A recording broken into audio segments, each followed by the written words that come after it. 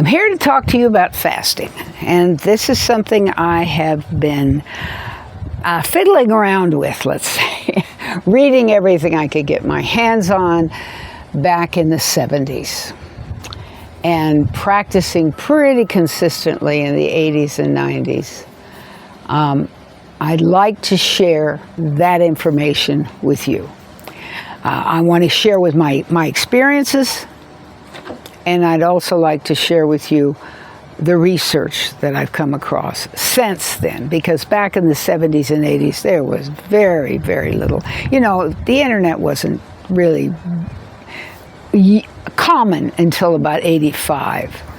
So most of the information I got back then was from books, and it was very difficult, and predominantly was religious books, fasting for religious reasons. And if you fast, you can see why it was a part of some kind of a religious devotion, or an honoring of some religious holiday, or an honoring of your body as your temple.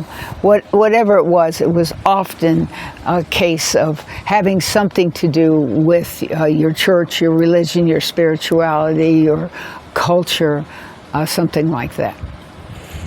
Now, my longest fast, I was nuts. I was really nuts, because I had had irritable bowel syndrome, or ulcerative colitis, bleeding colitis, from my age of 16. And I believe I was in my 30s, late 20s, early 30s, when I decided to go on a major fast, because I wanted to see if I could heal that colitis. So I wanted to give my colon an opportunity to have no food in it. And I'm not talking about intermittent fasting. I'm talking about an extended fast. And I read everything I could find. And I understood that it was a very serious thing. Now, the first thing that's extremely important is put away all body lotion, anything you would rub on your skin. Put away mouthwash, put away toothpaste, of course, anything with alcohol in it, soda, any processed foods whatsoever. Put all that stuff away so you can't possibly get your hands on it, okay? Or trust your willpower, but it's harder than you think. Okay, what happens when you stop eating and only drink water? And I do mean only drink water. Now, you want to make sure that the water you're drinking is the best water you can get. Get distilled water if you can. You don't want anything in that water, because any chemical you would put on your skin, even soap, you don't want to put soap on your skin. You can put water on your skin, but not soap. And certainly don't get into something like a pool with chlorine in it or anything like that. I know this sounds odd, but as we progress, maybe it'll make more sense to you. The second day, the first day isn't bad. Your stomach will growl a little bit and so forth, but the second day is really tough. By the third day, usually, just water. You're drinking a lot of water, okay? By the third day, the pain in your stomach is going to ease, and you will not have bowel movements for sure by the fourth day. There's no bowel, nothing's coming out the bowels.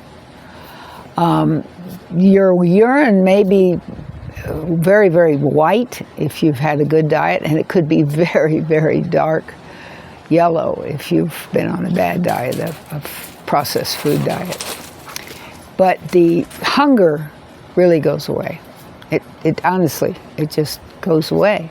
You have this massive amount of time that you've been buying food, storing food, undoing food, preparing food, cutting food, cooking food, eating food. All that time is suddenly there. You're just sitting there going, now what do I do?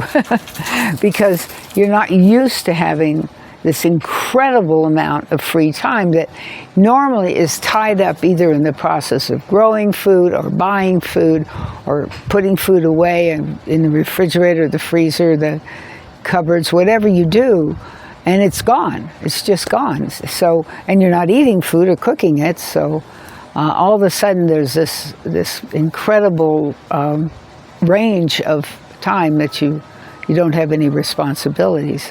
So be sure you have things to do, games to play, books to read, whatever. Now, my experience, I was prepared for it because as I said, I read everything I could, and most of it was tied to one religion or another. On the 17th night of not having anything but water, I began to have this wet feeling from the tear duct in this eye. I still sense it when I touch it. I can still imagine. And what happened in a short period of time is pus started to drain down my face, just draining right down my face, and it just. I finally went to sleep because it just continued to pour out. Now, what I had read was that any open orifice, so we have our mouth, we have our nose, we have our tear ducts, we have our bottom, our urine, all those are openings, our ears. So from any of those places, things could come out. And what's normally coming out is toxins. And that's what I was hoping for, is that whatever and I am a clean eater. I really am a clean eater, even more so now that I'm an elder. I'm an old crone. And so now that I'm an old crone, I really am careful about what I eat. I eat almost exclusively organic. Occasionally I eat some mayonnaise with tuna fish, but it's very unusual. I just don't eat processed foods of any kind, no processed drinks, nothing. I just don't eat it. So at the time, of course, I haven't eaten meat since 1974, or chicken or anything like that, but so that wasn't an issue. So I didn't have those things to lose, so it could be that especially your bowels may let loose with strange colors and things and strange textures, and that's because there's stuff coming out that's been in there, and it could be in there a long time. You don't know, because how much extra effort it takes to dispel that food from your body, or that toxin or that chemical or whatever is in you. It's freed up the same time that you've got all freed up. Your body's freed up from having to worry about digestion. So it's busy doing other things, trying to take care of you. I continued my fast for another 6 days. I was fasting a total of 21 days.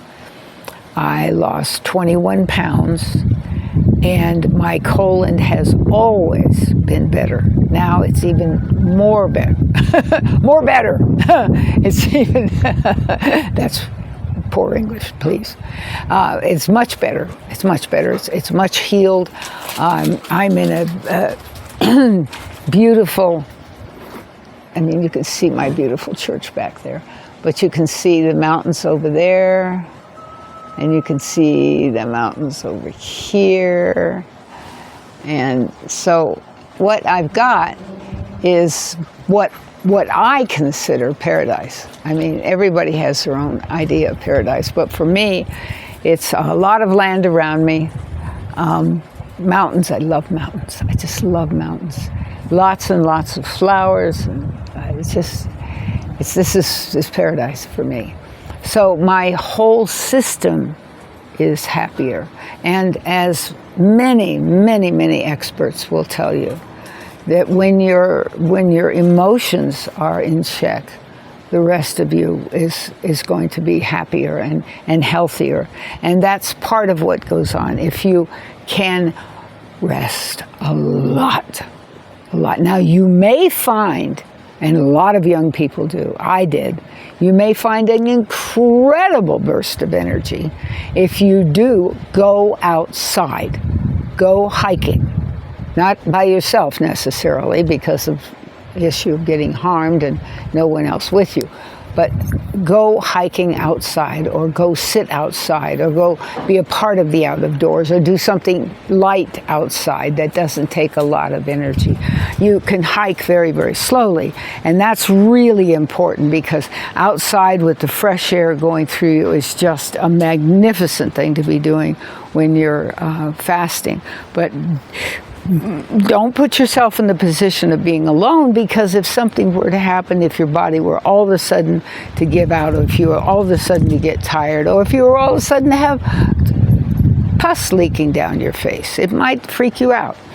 So keep in mind that your body is trying to do everything it can to heal you. And your job is to give your body whatever it needs during that period of time. And what it needs is, if you go for a hike, come home and rest.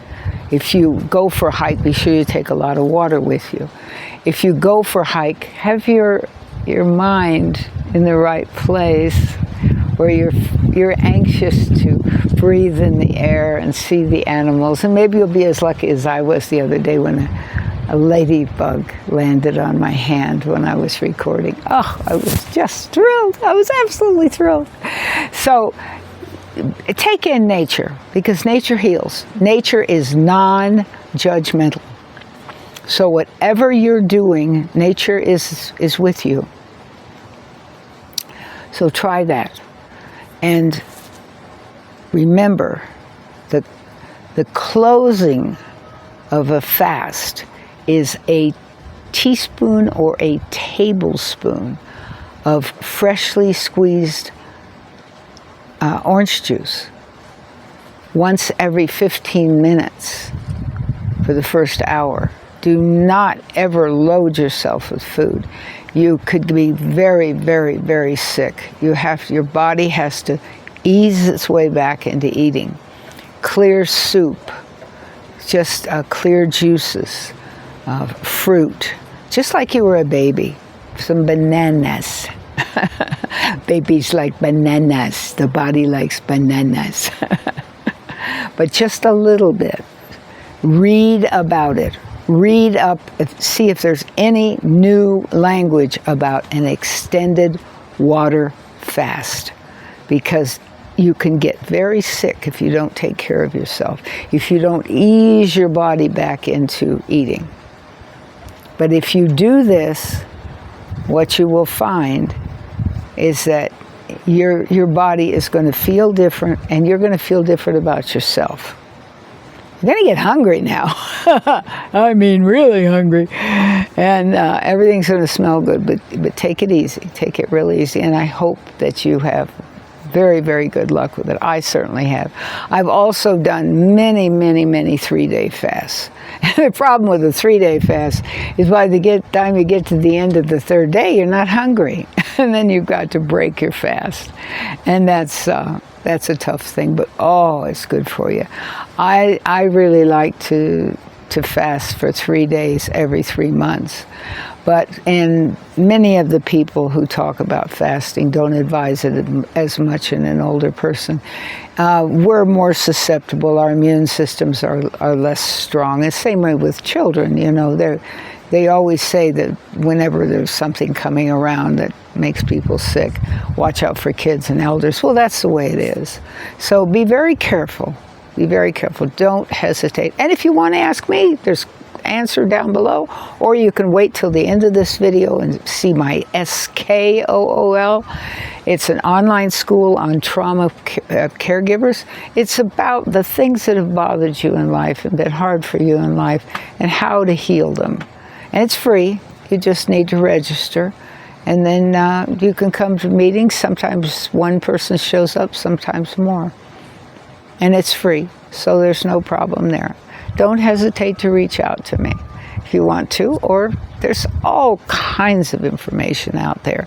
But I wanted to tell you about my experience, what I went through and how it was for me. I thought that would be important to share. Thank you so much.